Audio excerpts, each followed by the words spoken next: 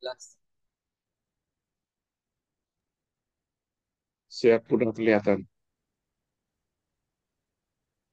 Baik, Bismillahirrahmanirrahim. Hari ini kita lanjutkan ke materi yang baru, mata kuliah New Digital Economy, ekonomi digital baru. Hari ini kita akan membahas materi tentang tren, model bisnis, dan dampak ekonomi digital, khususnya di Indonesia.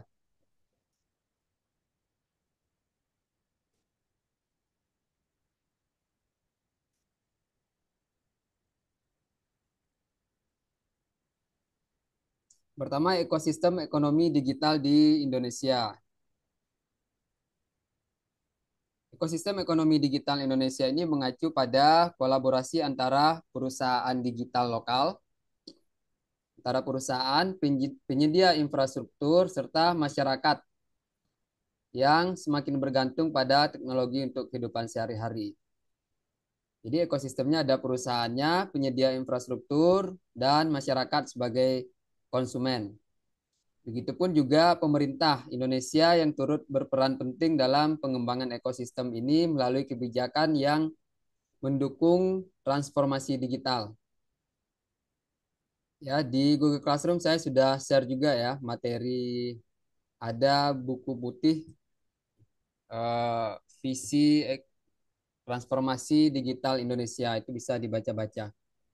Jadi pemerintah sudah memasukkan transformasi digital ini ke dalam eh, visi misi untuk pembangunan ke depan ya. Bahkan di sana sudah ditulis sampai 2030 ya. Jadi pemerintah Indonesia juga berperan.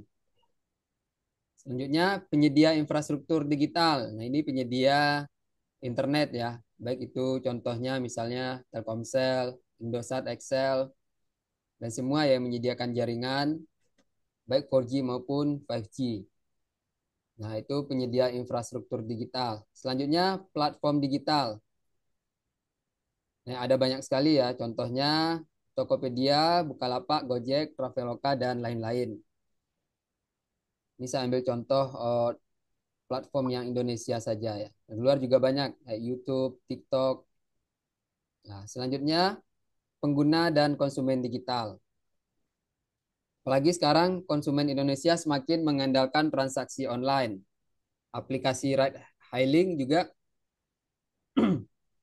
apa itu ride hailing? Rugi, Pak, rugi. Ride hailing. Bangkrut, Hmm? pilot bangkrut. Bukan pilot, Apa itu, Pak? hailing nih, ride hailing. Oh, red lane. Hmm. Ride itu kan berkendara, Pak. Ya, betul. Hailing mungkin dia berkendara sambil healing, bukan? Healing Hailing ya. itu apa Jadi sih? Nggak ini tahu saya. transport panggilan ya, panggilan. Oh, tahu panggilan. Ya. Jadi yang masuk kategori ini ya kayak Grab, Gojek, apalagi ada Maxim ya kalau di Bali. Iya, ada Ya, Nah, Maxim. itu masih aplikasi ride hailing namanya. Taksi juga ada Bluebird. Ya, oh itu masuk juga Bluebird. Pokoknya transport ya, transport panggilan itu masuk aplikasi Ya. ride hailing. Nah, selanjutnya ada pembayaran digital atau fintech. Dan juga ada data dan analitik. Jadi perusahaan seperti yang tadi ya e-commerce itu memanfaatkan data untuk memahami perilaku konsumen dan merancang pengalaman yang dipersonalisasi. Jadi biasanya kalau kita install aplikasi itu kan ada ya, mereka minta izin dulu untuk mengetahui aktivitas kita eh, di apa di HP. Gitu kan. Jadi mereka bisa tahu kita minatnya apa, pernah belanja apa, ada historinya lengkap. Jadi mereka menyodorkan juga hal-hal sesuai minat kita. Jadi misalnya tampilannya aplikasi dari Mbak Yona sama Bintang itu nggak sama ya, berbeda. Nggak tahu Bintang mungkin otomotif atau beli apa ya, sesuai minatnya. Kalau cewek mungkin dia suka lihat skincare atau make up segala macam ya, atau makanan. Jadi setiap orang itu bisa berbeda tergantung dari itunya, historinya. Nah, itulah perannya dari eh, big data ya. Jadi setiap marketplace itu ada big datanya kita. Sehingga mereka bisa menyodorkan itu sesuai sama seleranya kita.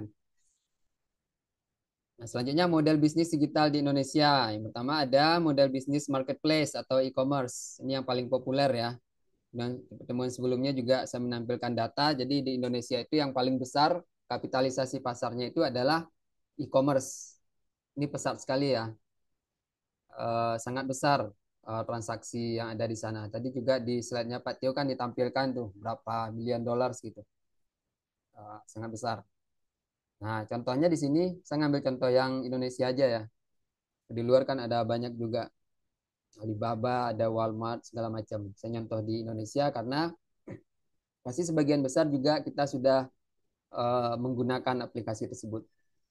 Jadi lebih real lah ya, lebih membumi. Nah, jadi Tokopedia ini adalah marketplace terbesar di Indonesia yang menghubungkan penjual dan pembeli. Tokopedia mengadopsi model B2C dan C2C. Ya, jadi dari B2C apa?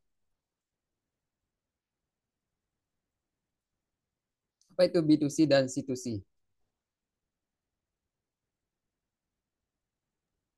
Bisnis Business to to consumer. konsumen, konsumen to konsumen. Ya, contohnya apa? Ya Shopee, kayak misalkan Shopee, Tokopedia, Lazada, ya. All shop gitu, Pak. Ya, kalau B2C kan dari business to customer. Kalau C2C, customer to customer. Ya, kalau B2C itu ya brand-brand atau perusahaan itu langsung yang menjual ke kita ya. Kan banyak langsung brand-brand, langsung pabriknya, langsung pemilik usaha tersebut langsung. Kan ada banyak ya yang official shop, ada yang apa? Yang mall apa namanya? Ada official dia. Nah, kalau C2C itu ya seperti kita-kita juga bisa jualan di sana. Bahkan Bintang misalnya mau jual apa di sana, mau jual laptop juga bisa langsung ya. Jadi itu C2C dia, customer to customer. Kalau B2C itu dari perusahaannya langsung ke customer. Nah, itu konsepnya. Nah, selanjutnya Bukalapak. Kalau Bukalapak ini sama dengan Tokopedia ya. Walaupun sekarang kalah saing ya. Karena kurang kompetitif. Kabarnya yang terbaru juga sekarang nih Bukalapak mau nutup itu untuk produk-produk seperti fashion, seperti jual-jualan produk ya. Dia lebih ke produk-produk yang virtual. Misalnya buat bayar-bayar, buat beli pulsa, buat beli apa tiket, buat yang virtual, bukan bukan itu, bukan barang-barang yang fisik. Bukalapak ini juga menyediakan platform bagi UMKM dan pengusaha untuk menjual produk secara online ya. Itu dulu ya, yang terbaru enggak. Karena eh, seperti Tokopedia kan kerjasamanya sama TikTok ya. Jadi kalau kita di TikTok itu di bawah ada keranjang kuning itu. Nah, itu nyambungnya ke Tokopedia. Nah, di sanalah Tokopedia itu diuntungkan transaksinya besar itu dari TikTok itu kerjasama. Begitupun dengan Shopee. Kalau Shopee itu kerjasama dengan YouTube. Jadi kalau di YouTube itu ada produk ditampilkan itu referralnya ke Shopee dia. Nah, sedangkan Bukalapak ini nggak ada dia, nggak ada kolaborasinya sama aplikasi apapun. Dan sekarang mengalami penurunan. Padahal dulu baru-baru habis COVID itu Bukalapak sama Tokopedia ini sangat bersaing ya. Dan saya pribadi pun juga banyak jualan di Tokopedia, Shopee, bahkan Bukalapak. Nah, sekarang Bukalapak seperti sudah sepi ya, sudah ketinggalan. Ada yang bilang mau bangkrut ya, tapi katanya nggak bangkrut. Katanya mau mengubah model bisnis biar lebih kompetitif gitu. Jadi udah kalah saing dia sama Tokopedia dan Shopee. Jadi dampaknya dengan model bisnis e-commerce ini adalah membuka pasar global bagi UMKM Indonesia. Jadi kita bisa eh, jualannya itu dengan pasar yang global dan juga tentunya meningkatkan efisiensi distribusi produk dan memperluas akses ke konsumen di daerah terpencil. Jadi sekarang kita bisa eh, menjual produk kita tidak cuma di eh, daerah tempat kita tinggal, tapi juga ke seluruh daerah bisa ya. Nah, itu dampaknya, dampak positifnya. Dan juga soal distribusi semua sistem, semua eh, infrastrukturnya juga sudah dibangun dengan sangat kuat ya. Bahkan e-commerce itu sendiri juga sekarang sudah punya sistem pengiriman sendiri ya, seperti Shopee juga ada pengiriman sendiri.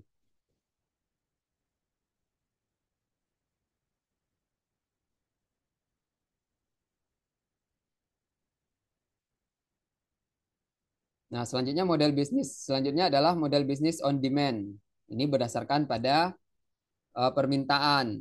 Nah, contohnya misalnya kayak Gojek gitu ya. Itu menyediakan segala layanan transportasi, baik itu pesan antar makanan, layanan rumah tangga dan banyak lagi. Jadi Gojek ini menghubungkan konsumen dengan penyedia layanan dalam waktu cepat. Ini penghubung dia, penghubung antara yang memberikan layanan dengan konsumen. Nah, Gojek ini juga mengadopsi model B2C sama kayak Tokped tadi dan C2C juga. Melalui aplikasinya yang memungkinkan pengguna menggunakan berbagai layanan secara on demand. Jadi efeknya adalah mengurangi hambatan akses transportasi dan layanan sehari-hari bagi konsumen, serta meningkatkan pendapatan bagi driver dan pengusaha kecil. Jadi lebih efisien ya, lebih efektif dan efisien.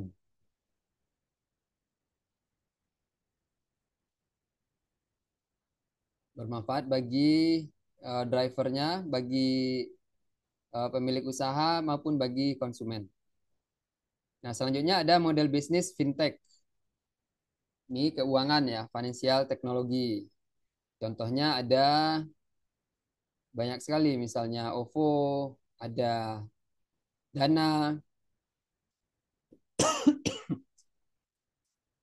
Ini bisa untuk berbagai kebutuhan pembayaran ya. Pembayaran, transfer juga bisa, untuk menyimpan uang bisa, GoPay juga, dompet digital, dan Shopee Pay juga ada banyak sekali fintech. Apalagi yang belum disebutkan sini. Contoh aplikasi fintech.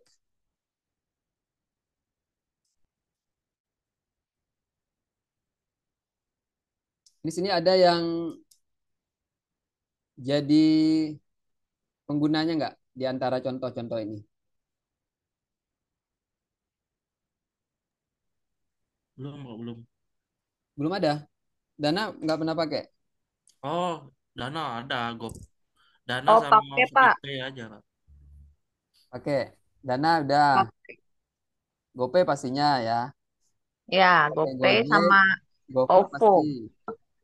OVO pakai juga. Tapi OVO itu cuman kalau kalau pakai apa ya, Grab kayaknya. Oh, kalau Grab opsinya ada pakai OVO ya. Iya, Kalau Shopee Pay, ada juga saya pakai. oke ya. Kalau belanja di Shopee pasti punya Shopee Pay ya, karena ada Iya, banyak bonus, potongan, diskon ya. iya. Saya juga pakai transfer, kita nggak pakai Shopee Pay juga bisa. Tapi biasanya kalau pakai Shopee Pay itu lebih banyak ada diskon-diskonnya. Shopee Pay. Ada yang lain lagi mungkin?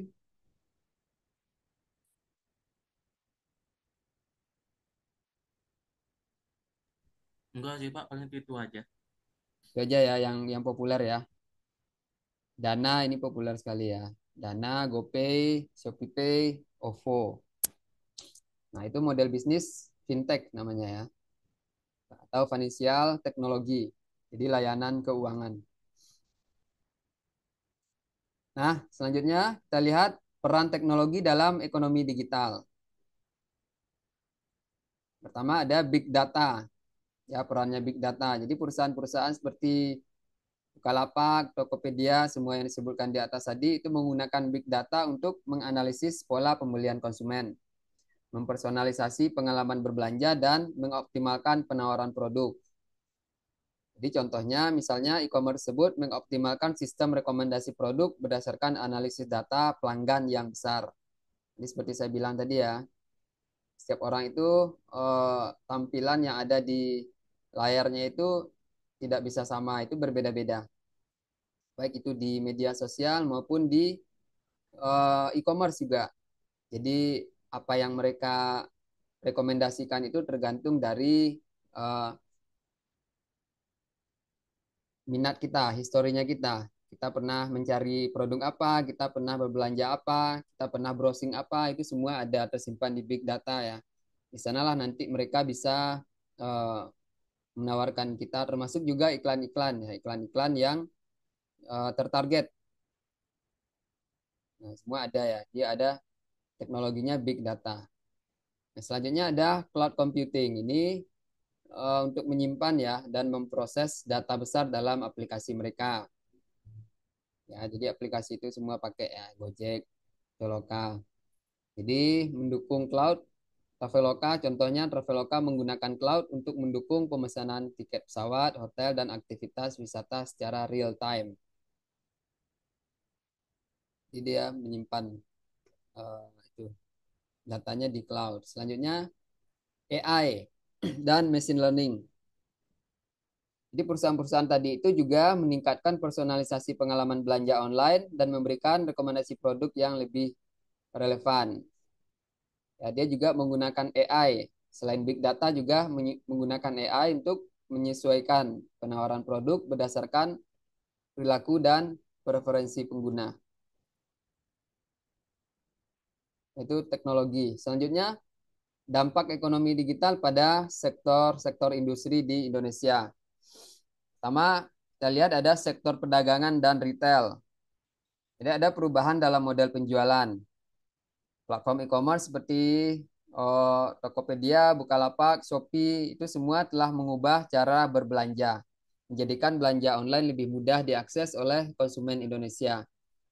Nah, jadi ini efeknya adalah memungkinkan UMKM untuk mengakses pasar lebih luas, mengurangi biaya distribusi, dan meningkatkan kenyamanan konsumen dalam berbelanja. Selanjutnya, sektor keuangan sudah ya di atas tadi, fintech.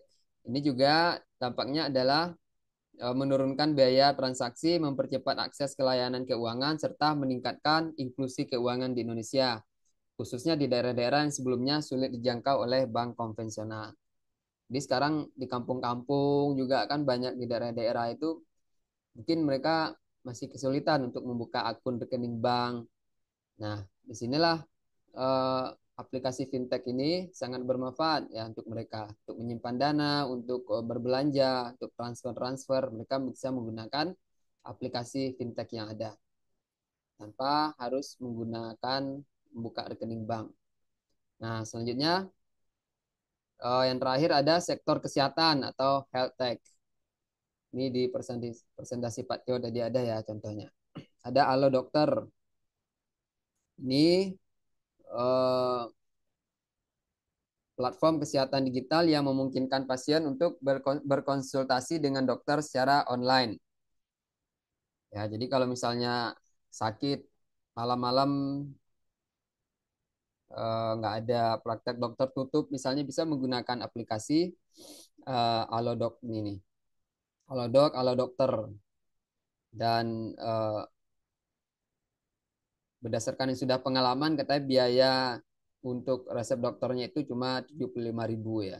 Jadi sama ya. Jadi dokter real di sana. Kita bisa konsultasi mengatakan eh, indikator penyakit kita seperti apa, menjelaskan secara detail, nanti mereka akan memberikan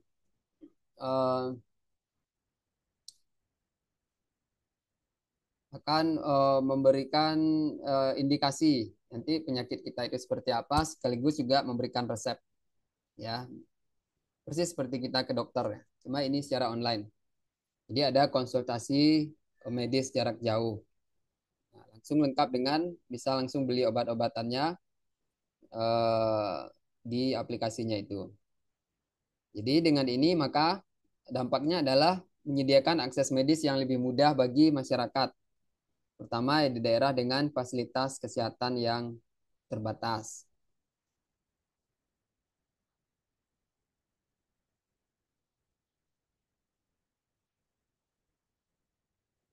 Oke, sampai sana bisa dipahami ya? Ya, Pak, Bisa, bisa. Pak. Bisa. Oke, kita lanjutkan.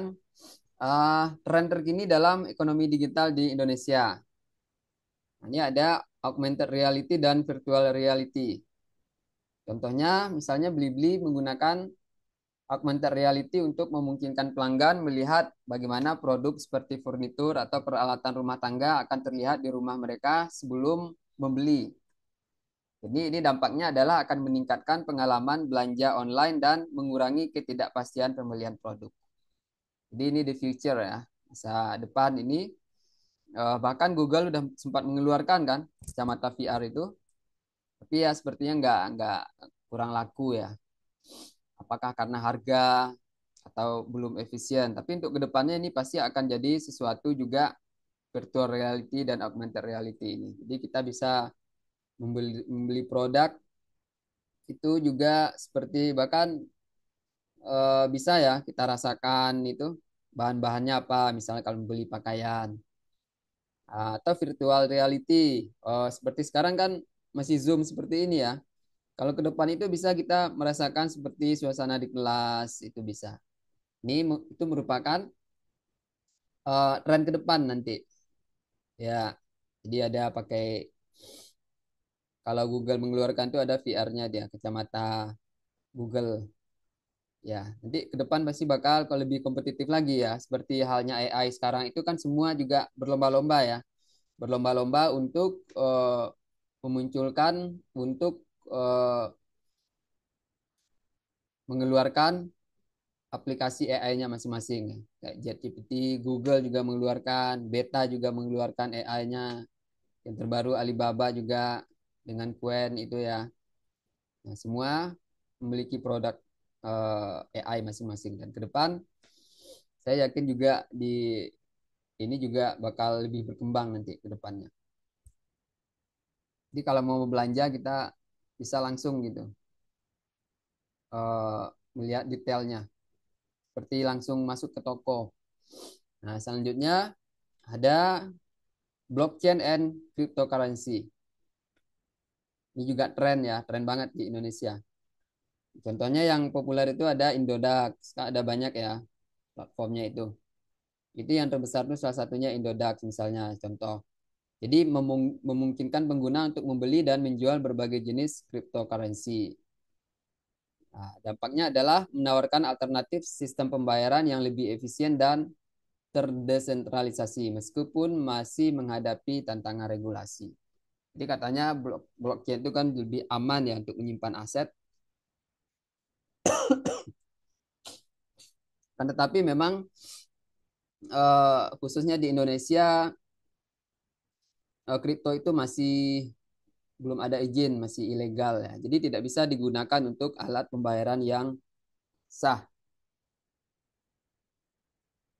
Masuk juga apalagi ditambah dengan MUI ya. Kalau MUI kalau menurut hukumnya itu juga masih gurur namanya, masih samar-samar. Jadi eh, tidak ada ukuran pastinya value-nya seperti apa ya. Eh, jadi hukumnya belum masih haram kalau di MUI di Indonesia ya. Eh, tapi ada beberapa negara yang sudah ya seperti Amerika, Inggris, Kanada itu sudah eh, penggunaan kripto ini sudah ada eh, legal lah, sudah izin gitu. Kalau di kita belum, di banyak negara belum, sebagian besar negara ini masih belum.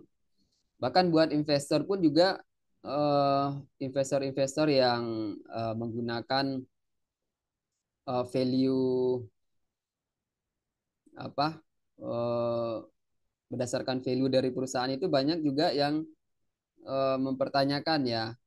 Misalnya yang terbaru saya lihat kemarin Sandiaga Uno.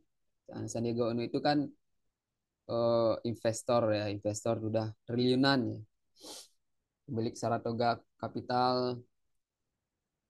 Nah, beliau itu katanya sampai sekarang belum masuk ke kripto ini karena memang eh, belum paham kayaknya sistemnya seperti apa. Dan kalau di investasi saham itu kan bisa kita tahu ya, kita bisa melihat perusahaannya seperti apa.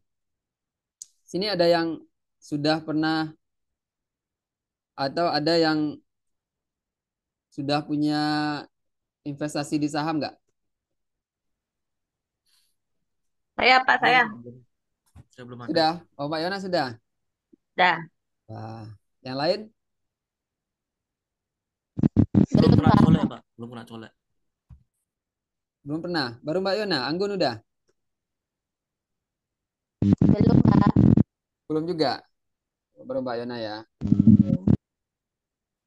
Nah, kalau saham itu kan kita bisa lihat ya, kita bisa lihat perusahaannya langsung. Itu Mbak Yona pengalamannya contohnya ya. Oh, sudah beli saham apa? Saya, ntar saya buka dulu apa sih? Spill beberapa yang ingat aja. Saya itu kemarin beli apa sih Microsoft ya, kalau nggak salah ya. Oh, berarti luar negeri. Iya, saya pakai GoTrade Oke, oke, oke. ya aplikasi ini, Mm, mm, mm. aplikasi saham. Jadi aku kemarin tuh belinya AMD, Freeport sama Nvidia. Oh, Nvidia. Wah, teknologi itu. Keren, keren. Ya, Microsoft, karena Nvidia. ya teknologi kan ini naik terus ya. Hmm, itu soalnya masa depan. Betul, betul. Nah, itu belinya Ya. lumayan itu. Berapa berapa belinya waktu itu? Kalau Pakai di sini tuh bisa mulai dari $1, Pak. hmm, Tapi ada minimal sih, minimal belinya berapa gitu. ya, satu. Uh, Pakai lot nggak? Sistem Kemarin lot. enggak. Pokoknya mulai dari $1. Pokoknya mulai dari $1 kita bisa beli. Ini misalnya kita beli dia kan sorry. Oh, bukan Nanti per kan lot dia ya? harga sahamnya berapa gitu kan. Hmm. Misalnya sekarang lagi turun nih. Hmm. Biasanya aku beli gitu. Lagi turun. Aku beli terus nanti belinya seberapa tapi kita bisa mulai dari $1 gitu. Oh, Jadi bisa kita ya? mau belinya Hmm. $10 apa $20 kayak gitu bisa. Iya kalau di GoTrade bisa Pak. Oh, di Godret ya. Ya. Iya, ya. Jadi kalau Tapi kan perusahaan, kalau misalnya kita beli $1, kalau misalnya dia turun, sahamnya kan habis uang kita. ya karena kecil ya, pemasukan. Iya, jadi ya nggak belinya ya nggak segitu, nggak $1 banget. Tapi nggak dibatasin lot ya. Ini Anggun, gimana Iya, Anggun? Raise hand. kalau satu lot, jadi gini Pak, dia itu kan Mantap. si GoTrade itu, dia tuh kayak Tanya, Kak. ngebeliin. Mantap. Hmm. Ya, Mbak Yona, lanjut dulu. Lanjut dulu. Ya, jadi si GoTrade itu dia yang ngebeliin Pak.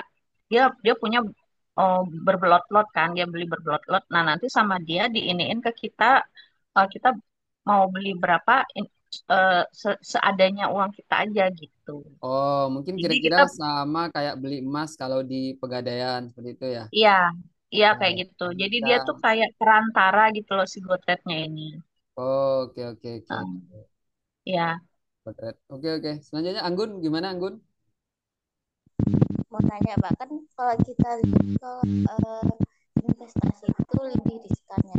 Mana lebih baik investasi, maksudnya saham daripada investasi gitu, Pak. Investasi Daripada? emas. Mana lebih baik investasi emas antam sama iniin saham. Oke. Ini pertanyaan ini ya. Jadi investasi yang baik itu kan yang kita tahu, yang kita paham.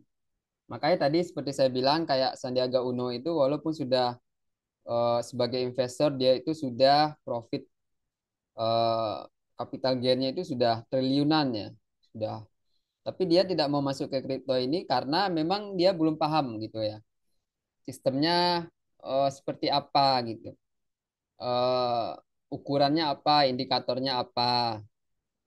Nah, kalau yang Mbak Anggun bilang itu dua-duanya sangat bagus, saham sama emas. Ya, harus paham dulu. Yang penting kan investasi itu kan buy the future with the present value. Kita membeli masa depan dengan harga sekarang. Jadi dalam memilihnya ya kalau seperti saham ada beberapa apa eh, seperti advice lah ya dari yang berpengalaman itu mengatakan bahwa kalau kita beli itu ya belilah perusahaan yang sunrise bukan yang sunset. Jadi seperti Mbak Yona tadi itu sudah betul ya. Jadi perusahaan-perusahaan teknologi itu kan yang kedepannya bakal maju dan berkembang. Ya itu perusahaannya. Di situ kita juga perlu kalau eh, di saham itu juga kalau siapa namanya yang di Indonesia itu eh, Lo Keng Hong itu ya mengatakan bahwa kan kita lihat penting fundamentalnya itu kan saham itu bisa digoreng ya misalnya kalau banyak kalau digoreng itu sistemnya sama kayak orang jual beli gitu kalau misal permintaan banyak itu demandnya tinggi harganya bisa naik tapi belum tentu harga dari saham tersebut segitu gitu bisa jadi lebih rendah atau bisa jadi lebih tinggi juga jadi kita lihat fundamentalnya apakah perusahaan itu emang memiliki keuangannya apakah bagus, apakah produknya laku di pasaran, apakah long lasting yang tadi itu kita lihat perusahaan yang sunrise istilahnya ya, perusahaan yang bakal panjang ke depannya gitu ya, yang masih bukan perusahaan yang sunset gitu, yang udah maghrib kalau bahasa anak sekarang ya. Jadi kan ada perusahaan-perusahaan yang sekarang itu eh, sudah tidak seperti umurnya tidak bakal panjang gitu ya. Kalau teknologi itu contohnya yang umurnya panjang ya, karena masih panjang gitu ya, perjalanan perkembangannya itu masih banyak. Begitupun seperti makanan itu juga bakal selalu diperlukan. Nah, jadi kalau balik ke pertanyaan dari Mbak Anggun tadi, jadi kita harus paham, termasuk juga kita paham perusahaan kita masuk. Kalau Mbak Yona itu bagus ya, jadi paham ya Microsoft kan perusahaan juga top ya di teknologi dan juga eh, tadi beli Freeport juga ya. Antam itu selain emas juga ada sahamnya lah itu, ada sahamnya ANTM dia. Nah juga ada. Jadi kalau beli saham kita belilah saham itu juga advice-nya kita belilah di saat harganya murah. Ini sekarang lagi murah-murah ya kalau kita lihat katanya dari Warren Buffett itu mengatakan bahwa di saat kita harus hati-hati di saat orang-orang greedy. We have to fear when everyone's greedy. Setiap orang itu berebut membeli itu kita harus hati-hati di sana. Seperti yang tadi ya, seperti itu gorengan. Dan kalau di saat orang-orang mulai takut, maka kita harus greedy di sana. Sekarang kalau saya lihat itu sekarang itu kan saham Indonesia lagi anjlok ya. Nah, kita lihat Hmm. lagi anjlok kan perusahaan Indonesia. Iya, iya, Ya, iya, HSG itu lagi turun anjlok. Nah, iya. itu kesempatan buat kita buat melihat mana perusahaan-perusahaan yang bagus, tapi harganya turun gitu kan. Kalau Lo Keng Hong itu bilang eh, beli Mercy dengan harga Avanza atau Mercy harga Bajai lebih murah lagi ya. Nah, jadi yang penting dulu kita tahu dulu perusahaan yang kita masuk itu apa. Itu hukum yang pertama yang harus tahu.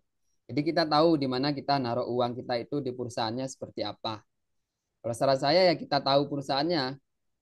Perusahaan kan ada perusahaannya kalau di saham itu ada blue chip ya, ada saham-saham yang perusahaan-perusahaan yang sudah besar ya. Kalau di perbankan tuh kayak BCA itu stabil dia. Kita lihat juga perusahaan-perusahaan yang makanan sehari-hari selalu ada di toko market itu bisa juga kita masukkan saham ke sana. Nah, misalnya kayak Indofood gitu kan selalu ada itu produknya ada, ya, bisa kita pantau. Nah, bisa naik turunnya perusahaan itu. Bisa juga kayak tadi ya perbankan, perusahaan teknologi. Nah, itu kita masukkan uang kita itu di mana gitu. Nah, bisa jadi jelas gitu. Itu bedanya sama kripto. Kalau kripto enggak. Ya dengan kelebihannya ada, kekurangan juga ada ya. Nah, kalau saham itu bagus, bisa kita memasukkan invest uang kita di perusahaan. Tapi ya harus jangka panjang ya.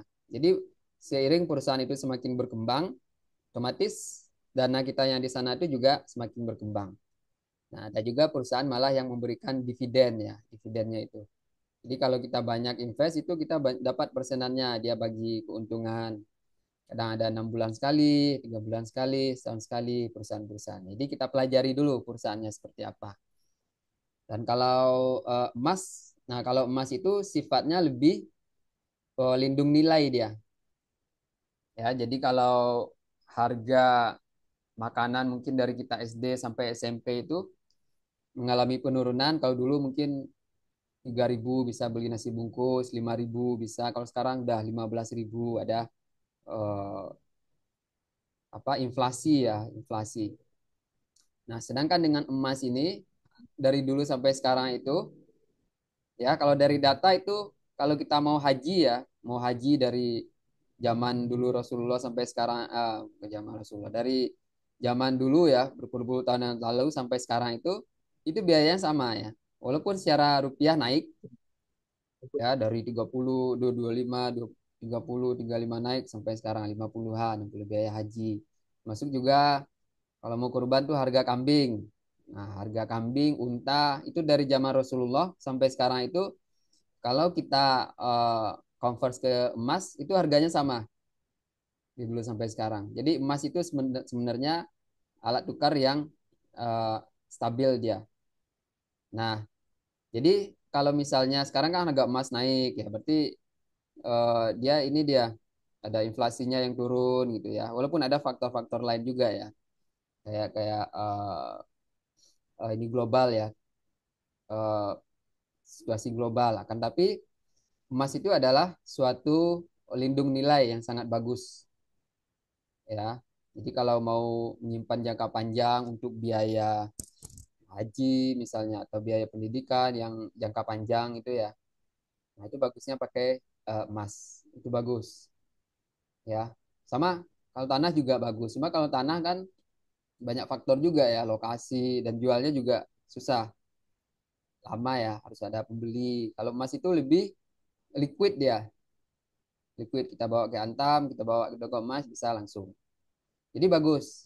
Jadi kalau pertanyaan Anggun ini dua-duanya bagus ya. Itu opsi investasi yang sangat bagus. Jadi mulai lebih awal lebih bagus ya. Pertama emas. Kalau saham tadi itu ya kalau emang kita bisa mendalami perusahaannya, nah tentu kita peluang keuntungannya lebih besar juga walaupun eh, ber, ber apa eh, high risk high return ya. Semakin besar potensi keuntungannya, potensi kerugiannya juga ada. Cuma kalau saham itu misalnya kalau merugi, selagi kita belum ambil dananya itu ya kita belum bisa dibilang rugi. Mungkin karena situasi politik sekarang ya, jadi banyak investor asing menarik dana, jadi perusahaannya jadi harganya turun. Akan tetapi kalau secara value, secara fundamental perusahaan itu masih bagus, keuangannya bagus, produknya bagus, itu kedepannya udah pasti naik lagi. Itu namanya eh, apa namanya berdasarkan fundamental dia. Jadi kita lihat perusahaannya itu. Nah, jadi secara jangka panjang sudah pasti untung juga kalau kita masuk ke perusahaan yang bertumbuh, gitu ya. Jadi eh, banyak kan produk-produk yang ada di pasaran sekarang ini banyak. Itu kalau di perusahaan itu TBK namanya, perusahaan terbuka. Misalnya kayak Unilever itu ada sahamnya. Ya, BCA kan TBK juga. Apalagi eh, Cleo itu ada juga sahamnya. Eh, Banyak, sangat banyak ya perusahaan-perusahaan apa dari produk yang kita lihat sehari-hari itu adalah perusahaan yang TBK saham. Jadi ada, kalau kita beli saham itu ada suatu feeling feeling goodnya sebenarnya. Jadi secara tidak langsung kita itu jadi pemilik dari perusahaan tersebut. Walaupun cuma 0,00%, tapi kita jadi pemilik dari perusahaan tersebut. Jadi kalau kita beli saham Aqua atau Cleo misalnya, kalau lihat produk Cleo itu udah perusahaan kita berarti. Jadi kalau Cleo-nya tumbuh, Cleo-nya penjualannya banyak, perusahaannya tumbuh, manajemennya bagus, otomatis saham kita naik. Kalau dulu mungkin kita naruh saham misalnya ya, misalnya 1 juta gitu. Kalau perusahaannya tumbuh, mungkin setahun 2 tahun lagi duit kita yang tadinya 1 juta jadinya 2 juta, jadi 3 juta. Itu tergantung perusahaannya. Jadi faktor-faktor yang tadi ya, perusahaannya. Masuk kita lihat juga manajemennya, siapa yang punya, apakah orangnya berintegritas apa tidak. Itu kalau saham. Kalau emas kan nggak perlu ya yang tadi itu ya. Kalau perlu kayak nabung aja rutin itu bagus. Karena harus memakai uang yang kalau untuk investasi itu pastikan dulu uang yang benar-benar tidak kita pakai dalam jangka panjang. Jadi uang dingin ya istilahnya. Jadi kalau kita sudah dana darurat istilahnya sudah aman ya, sudah ada tabungan kita untuk seperti kebutuhan hidup kita misalnya sebulan berapa gitu kan, kita beda-beda ya, enggak lah misal 3 juta, jadi kita minimal harus punya tabungan lah, bisa hidup 3 bulan ke depan atau 6 bulan ke depan itu ya dikalikan lah berapa, itu untuk jaga-jaga kalau misalnya kondisi ekonomi seperti kemarin seperti COVID, atau misalnya kalau kita bekerja kita itu resign misalnya nggak ada kerja dulu, atau kalau kita berdagang lagi sepi-sepi atau nggak ada job, jadi kita masih tetap bisa hidup 3 sampai 6 bulan ke depan sampai mencari pemasukan yang lain. Jadi kalau sudah aman, barulah sebenarnya tahapnya seperti itu ya. Nah, jadi istilahnya uang yang dipakai untuk investasi itu adalah uang yang tidak kita pakai dalam jangka panjang. Jadi uang dingin ya kalau istilah bahasa kitanya. Jadi itu untuk investasi. Jadi dua-duanya bagus. Lebih awal lebih baik ya. Mulai dari kecil-kecil dulu. Ya untuk anggun yang belum buka ya. Itu kalau saran saya sebaiknya dimulai apalagi masih muda-muda ya. Itu saham sama emas. Dua yang paling bagus. Kalau tanah kan butuh modal besar ya.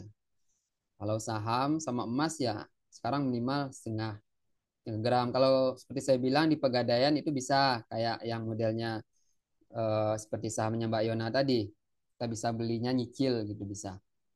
Kalau beli langsung di Antam itu ya minimalnya setengah gram. Tapi bagusnya semakin besar gramnya itu harganya biasanya lebih murah. Gitu. Jadi bagus ya, bagus. Namanya investasi bagus. Kuncinya adalah kita paham, gitu ya. Eh, kita paham bentuk modelnya seperti apa, aturan mainnya seperti apa, gitu. Modelnya seperti apa. Jadi kalau emas, insya Allah aman. Ya kalau saham ya tergantung tadi perusahaan.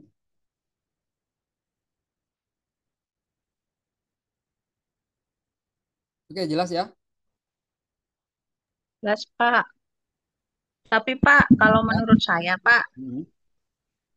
menurut saya kita harus punya sih dua-duanya. Maksudnya jangan semuanya uang kita investasikan ke emas atau jangan semuanya ke saham gitu. Ya betul. Em, ya maksudnya mungkin ada sedikit di saham, ada sedikit di emas kayak gitu Hmm. misalnya. Kenapa? Diversifikasi ya. Soalnya ya kita kan nggak pernah tahu ya apa yang terjadi. Mungkin apa? Mungkin saham akan turun kayak gitu. Hmm, Seperti sekarang ya. mungkin emas. Ya, jadi menurut saya sih ya kita tetap jangan taruh uang kita di satu tempat gitu kayaknya. Don't put uh, Our money in one place. ya, don't put your egg in one uh, bucket gitu ya. Jangan taruh telur Ya, di satu tempat. Jadi kalau pecah nggak pecah semuanya. ya Jadi gitu. jangan all in di satu jenis investasi saja. Jadi bagusnya memang diversifikasi gitu. Diversifikasi yang kita paham tentunya ya. Dan seperti saham misalnya, anggap orang-orang yang dulu misalnya dia menggunakan uang yang bukan uang yang mereka tidak pakai gitu ya. Sekarang mungkin sudah rugi banyak karena IHSG itu turunnya sangat sangat drastis ya, sangat drastis. Jadi kalau misalnya orang yang misalnya kepepet, sedangkan nggak punya, yang kayak sembilan tadi ya, nggak punya saving, otomatis dia harus mencairkan uangnya yang rugi tadi. Jadi rugi banyak ya kalau di saham, itu resikonya. Kalau di emas juga kalau misalnya rentang waktunya masih pendek, masih sebulan 2 bulan, itu nggak terasa dia capital gainnya. Kalau udah jangka waktu panjang itu emas sejauh ini adalah yang capital gainnya paling tinggi ya secara persentasi. Jadi long term dia kalau investasi itu. Izin, Pak. Ya, Pak Teo. Silakan Pak Teo. Baik, saya tertarik dengan materi jual beli saham. Ya. Tetapi walaupun kita sekolah tinggi ekonomi, saya tidak tertarik dari awal tentang jual beli saham. Tapi banyak saudara saya tertarik untuk jual beli saham, banyak yang bangkrut. Karena tadi yang disampaikan oleh Bapak bahwa eh, selalu digoreng. Hmm. Uh, saya setelah mengetahui dalam keluarga seperti itu dan saya saham kelola sendiri dengan investasi di tanah, di mana Hmm. boleh sharing, saya beli tanah dari umur baru pacaran dengan istri saya merit itu umur 25 tahun. Dan saya beli tanah dengan harga sekitar 15 are itu 100 100 ribu. Hmm. 100 ribu waktu itu tahun Adanya. 90-an. Hmm. Kenapa saya harus memilih investasi beli tanah? Dengan segala pertimbangan bahwa kalau beli saham itu kan dikelola oleh orang lain, Hmm. pihak kedua, pihak ketiga, dan digoreng, dan itu tergantung daripada suhu politik dalam dan luar negeri. Dan risikonya adalah sangat berat, sangat berisiko. Yang kedua adalah beli emas. Emas itu pun kalau kita tidak paham ada ukuran karat, takaran ada kadarnya, dan itu juga bisa dicuri oleh maling. Hmm. Ya. Tetapi investasi di tanah kenapa begitu aman? Kalau umur 25 tahun saya beli waktu itu 100 dan udah bersertifikat, tidak mungkin akan dicuri oleh undang-undang yang begitu ketat. Sehingga barangkali teman-teman ini sharing saja yang mau investasi beli tanah di kota Denpasar atau kota-kota yang sudah berkembang, tetapi dengan nilai yang kecil kita investasi ke pedalaman, tetapi harus baca analisa, harus pintar analisa strategi ke depan, apakah daerah itu berkembang atau tidak. Dengan demikian tentu bahwa saham kita itu akan aman. Jadi pengalaman saya dengan 100 ribu perak, kalau dibanding dengan sekarang, tanah itu masih tetap saya pertahankan, Pak. Dan akhirnya berkembang, begitu sudah ada dana yang lebih besar, saya mulai dari desa masuk ke kota. Karena dengan sekian, dengan 100 ribu itu dia akan meningkat terus. Tanah itu kan akan dikelola dengan baik. Daripada dengan risiko jual beli saham, artinya kita boleh di era sekarang, di era digital 5.0, kita perlu belajar tentang informasi teknologi, tetapi kalau untuk itu buat saya tidak. Terima kasih sebagai sharing. Ya, terima kasih Pak Teo. Itu sharing-sharing berdasarkan pengalaman hidup. Dan secara keilmuan juga yang dilakukan Pak Tio itu seperti yang saya bilang ya. Jadi Pak Tio paham soal tanah, ya kan? Jadi Pak Tio paham dengan investasinya dan juga ilmu-ilmunya yang tadi kita mesti lihat Pak Tio ya, apakah nih daerah ini ke depan bakal jadi daerah berkembang. Kalau yang sering beli tanah itu biasanya instingnya kuat. Nah ini ke depan nih, cuma nyarinya yang sekarang masih sepi. Kalau misalnya sudah rame kayak di Denpasar itu harganya wah sudah melambung tinggi kan. Sudah telat mungkin kalau untuk investasi. Nah, seperti Pak Tio kan belinya dari desa ya Pak Tio ya. Kampung yang dulu mungkin belum banyak pembangunan, semakin banyak pembangunan di daerah itu otomatis harga tanah di sana naik. Berarti investasi kita itu naik berkali-kali lipat ya. Gede. Ya ada kelebihan ada kekurangannya. Jadi tanah, emas, saham. Kalau emas kekurangannya ya tadi bisa dicuri orang. Jadi harus pastikan simpan di tempat yang aman ya. Simpan di mana? Di bawah. Kalau orang zaman dulu kan ada nyimpan di tanah di dalam ya, atau di bawah keramik rumahnya macam-macam ya. Jadi keamanan. Tapi liquid ya. Nah kalau tanah kan kita jual nggak bisa, kita butuh duit misalnya terdesak, apakah sakit atau pendidikan ya, misalnya kondisi ekonomi lagi susah. Nah itu kan nggak bisa sehari 2 hari langsung kejual. Bahkan jual tanah itu bisa bulanan, tahunan malah ya. Nah itu kelebihan kekurangannya. Nah kalau emas itu juga kalau soal keaslian kan sekarang sudah ada ya, seperti Antam, perusahaan negara. Nah itu insya Allah aman itu ya. Udah apa namanya? Udah standar dia syaratnya. Dan kalau saham mungkin pada zaman Pak Tio itu saham itu masih nggak segampang sekarang. Nah ini berkaitan dengan digitalisasi. Jadi kalau zaman itu beli saham itu emang kita sistemnya manual ya, manual. Berapa lembar saham kan itu dulu modelnya, berapa lembar gitu. Kita simpan sama kayak sertifikat tanah dia Pak Tio modelnya kalau dulu. Nah, beli saham itu seperti itu, ada sertifikatnya pembelian. Nah kalau sekarang lebih gampang, digitalisasi. Bahkan sudah aplikasi ya, aplikasi yang tadi Mbak Yona, saya juga beda-beda, ada banyak pilihan aplikasi ya. Nah, itu ada reksadana, ada saham, itu semua sudah bisa kita beli melalui handphone semuanya. Tapi yang harus digarisbawahi adalah kita harus paham dulu ya.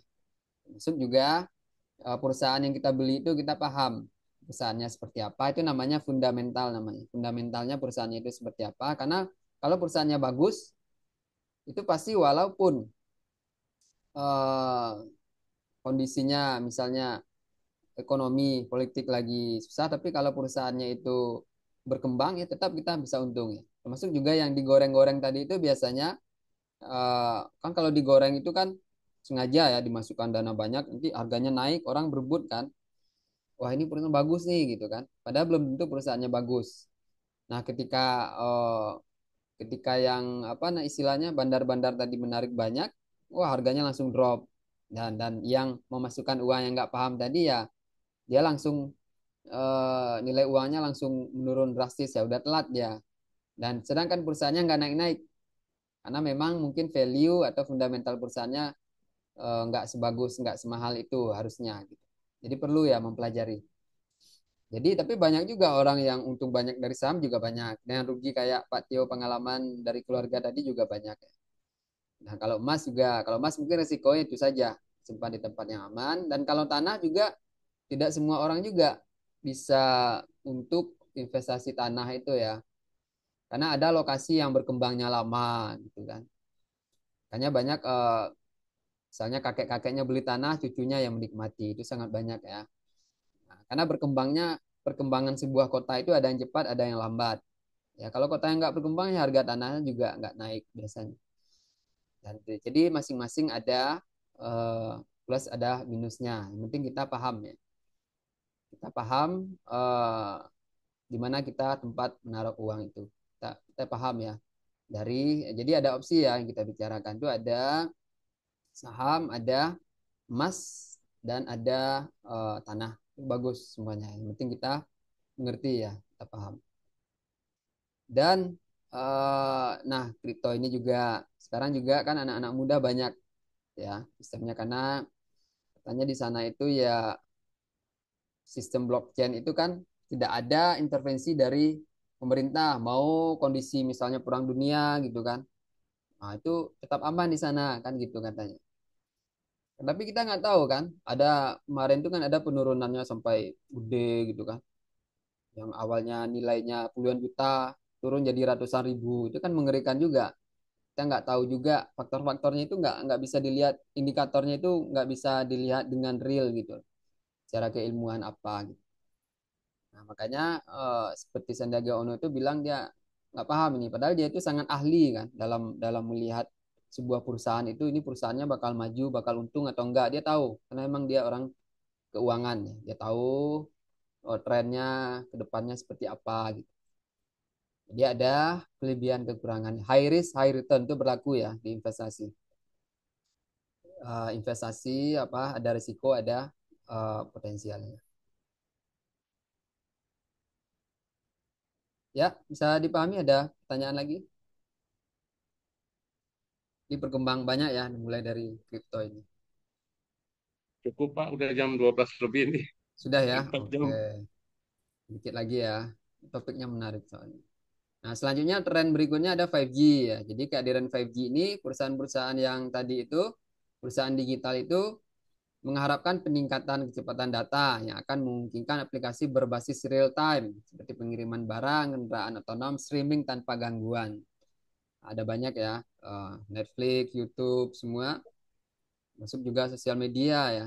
Kalau misalnya konektivitasnya lelet itu kan juga konektivitasnya streamingnya juga lambat ya loadingnya. Jadi dampaknya adalah meningkatkan konektivitas dan kecepatan layanan berbasis teknologi. Jadi sangat penting untuk perkembangan Internet of Things dan Smart City. Jadi jaringan ya, jaringannya. Nah, selanjutnya tantangannya apa? Tantangannya adalah yang pertama keamanan dan privasi data. Ya, jadi ini keamanan menjadi isu besar dalam sektor fintech terutama dan e-commerce. Misalnya risiko pencurian data pengguna. Dan kita ada untuk daftar itu ada kan, atau KTP segala macam.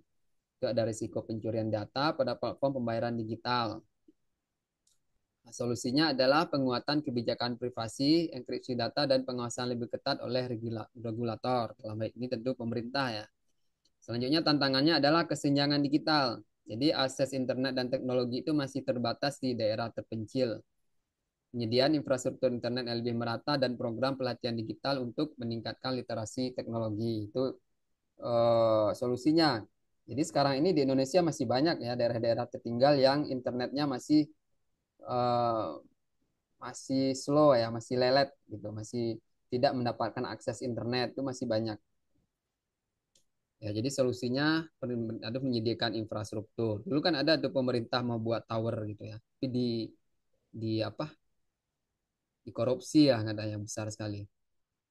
Jadi itu kendala bangsa kita memang. Jadi tapi pada intinya harus ada pemerataan ya. Jadi semua masyarakat mendapatkan akses ya, akses koneksi yang merata. Selain akses juga mendapatkan literasi juga, pengetahuan tentang perkembangan teknologi sehingga kita tidak cuma menjadi konsumen tapi juga bisa memanfaatkan teknologi itu dengan baik.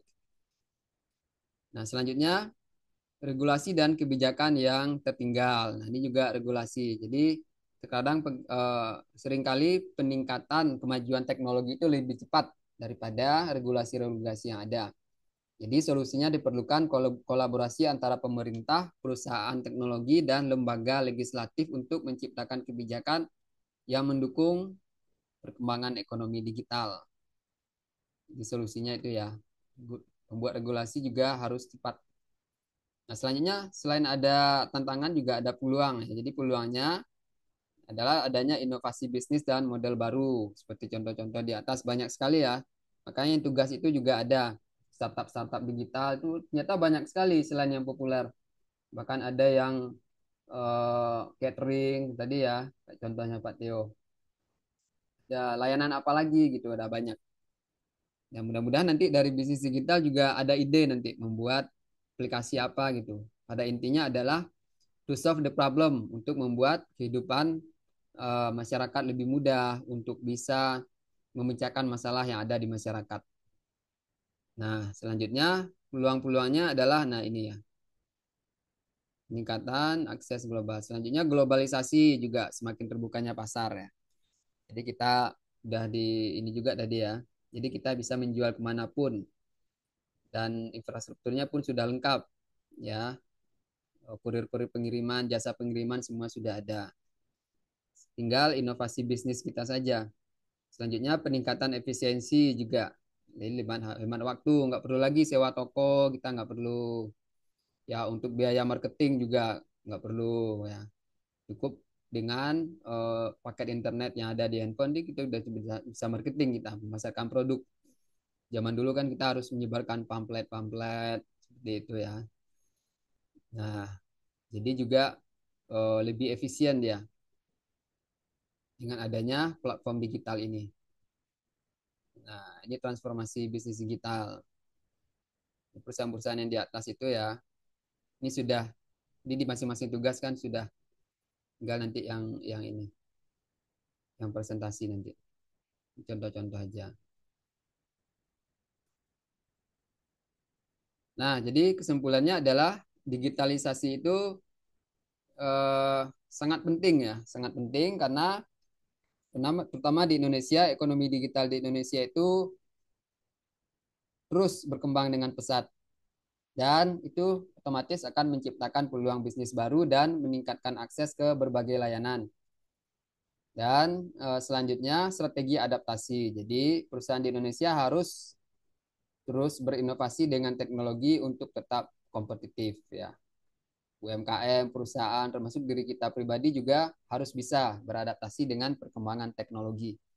Selanjutnya, kebijakan dan regulasi. Jadi pemerintahnya juga maupun sektor swasta perlu berkolaborasi untuk menciptakan kebijakan yang mendukung perkembangan ekonomi digital. Jadi pemerintah memfasilitasi, eh, kita sebagai ini juga harus berinovasi ya, sehingga bisa meningkatkan kesejahteraan dan pertumbuhan ekonomi. Oke, sampai di sana ada pertanyaan?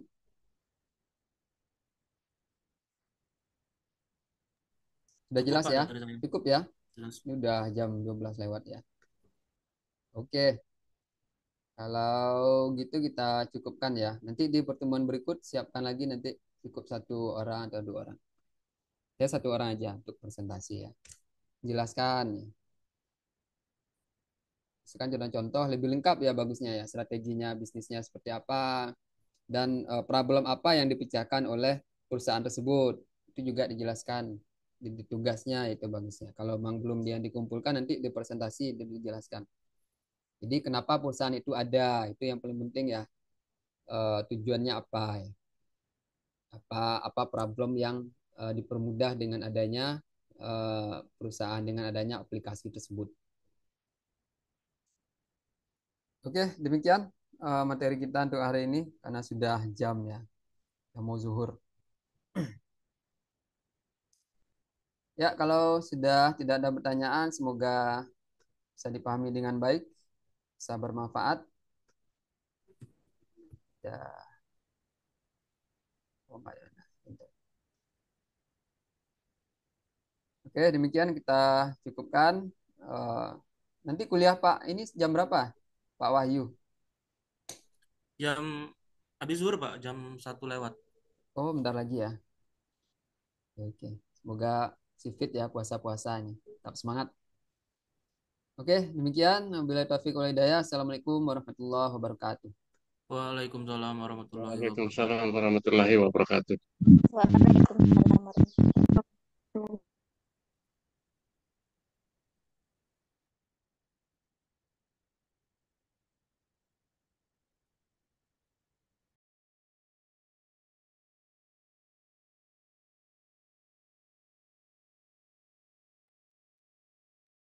Absensinya belum.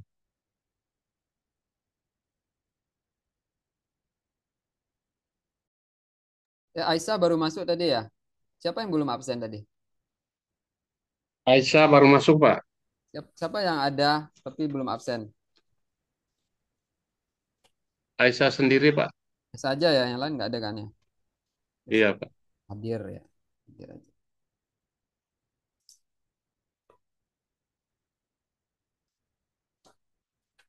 Oke, assalamualaikum. Selamat siang semuanya.